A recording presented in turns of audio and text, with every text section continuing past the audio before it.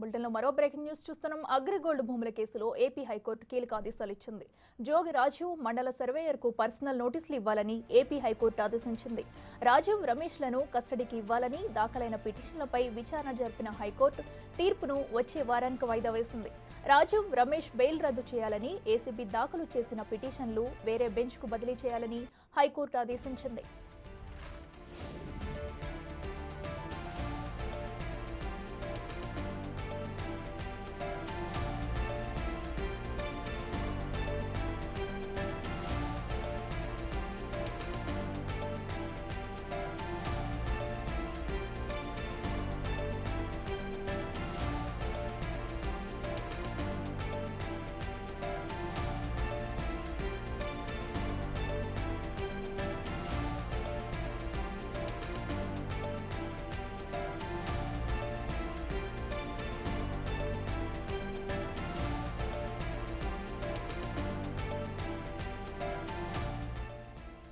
అగ్రిగోల్డ్ భూముల కేసులో AP high court కీలక ఆదేశాలు ఇచ్చింది. జోగి రాజీవ్ మండల సర్వేయర్కు పర్సనల్ నోటీసులు ఇవ్వాలని ఏపీ హైకోర్టు ఆదేశించింది.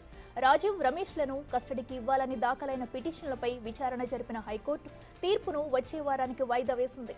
రాజీవ్ రమేష్ బెయిల్ రద్దు చేయాలని ఏసీపీ దాఖలు చేసిన పిటిషన్లు వేరే బెంచ్కు బదిలీ చేయాలని హైకోర్టు ఆదేశించింది. ఇదే అంశానికి సంబంధించి మరింత సమాచారం మా ప్రతినిధి శివ అందిస్తారు. శివ, చెప్పండి.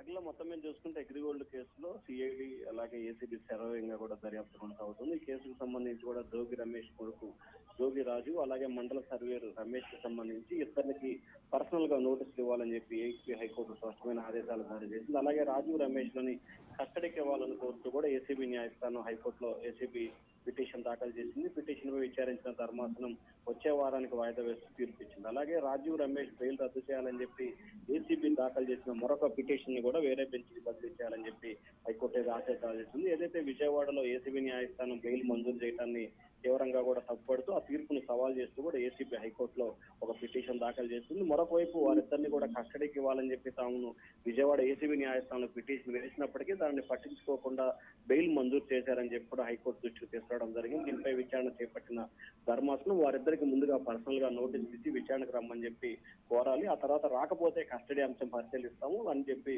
చెప్తూ తీర్పుని వచ్చే వారానికి వాయిదా వేసింది. ఓకే శివ, అయితే మరి రాజీవ్ కి రమేష్ కి నోటీసులు ఇచ్చే అవకాశం ఉందా? ఇస్తే ఎప్పటిలోగా ఇస్తారు? వీళ్ళకి ఇచ్చే అవకాశం ఉందంటారు?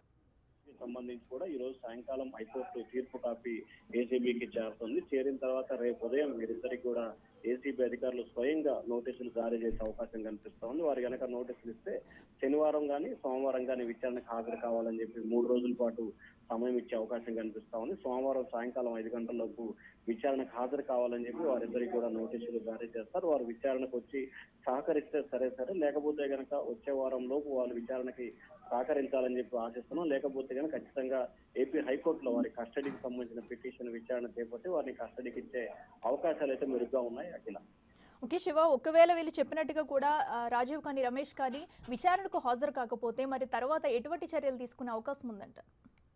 ఖచ్చితంగా వారు కనుక విచారణకి హాజరు కాకపోయినా లేకపోతే నోటీసుకు సంబంధించి రిప్లై ఇవ్వకపోయినా కోర్టు ధిక్కారణ కింద ఖచ్చితంగా బెయిల్ రద్దు చేయాలని చెప్పి ఆల్రెడీ ఒక పిటిషన్ వేరే బెంచ్ అంటే బెయిల్ పిటిషన్ విచారించే బెంచ్ కి బదిలైన నేపథ్యంలో ఖచ్చితంగా బెయిల్ రద్దు చేయాలని చెప్పి కూడా హైకోర్టు న్యాయస్థానాన్ని ఏసీబీ అధికారులు కోరే అవకాశం కనిపిస్తుంది. ఎందుకంటే విచారణకు పూర్తి స్థాయిలో సహకరిస్తామని చెప్పిన తర్వాతనే వారికి బెయిల్ మంజూరు చేసినట్లు కూడా కనిపిస్తోంది. సో ఈ నేపథ్యంలో విచారణకి వారిద్దరు కనుక రాజీవ్ రమేష్ సహకరించబోతే ఖచ్చితంగా బెయిల్ రద్దు చేసే అవకాశాలు అయితే కనిపిస్తా ఉన్నాయి.